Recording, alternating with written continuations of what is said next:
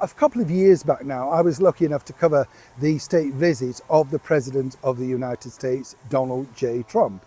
And over here, our despicable mayor, Lord Mayor, of course, and over here, some people might say, our very much despicable and, of course, disrespectful Mayor of London, Sadiq Khan, decided to allow this particular monstrosity to float above the skies of London. Now, you know, Sadiq's very, very thin-skinned, can't deal with criticism at all. And really, you know, if this was the opposite way around, would have been a very different story. If you remember, of course, Donald J. Trump, the president, and still remains the president to this day, of course, well, he famously called our Mayor of London a stone-cold loser and had no desire whatsoever to meet with him, and rightly so, many people might suggest. But now there's a bigger problem over here, because next month we have another state visit, which I predict will be far more calamitous than, in fact, the original visit of the President of the United States. As ever, let me explain. Morning, chums, lovely to see you. Thank you so much for joining me today. Nice to have your company. Now, let me explain this because, sorry, we'll have a wave. Nice to see you. Welcome one and all brand new subscribers.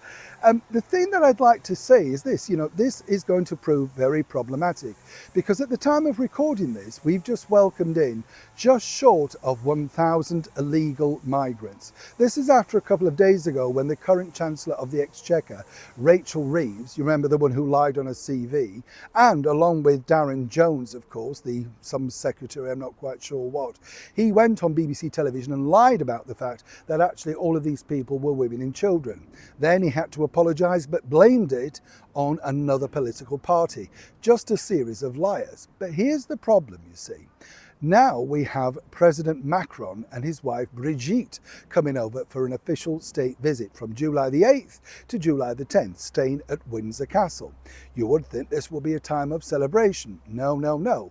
You see, over here in the United Kingdom, we are very, very upset by the fact that the British taxpayer is having to give billions away to France to stop this absolute disaster, this invasion. You can't call it anything else.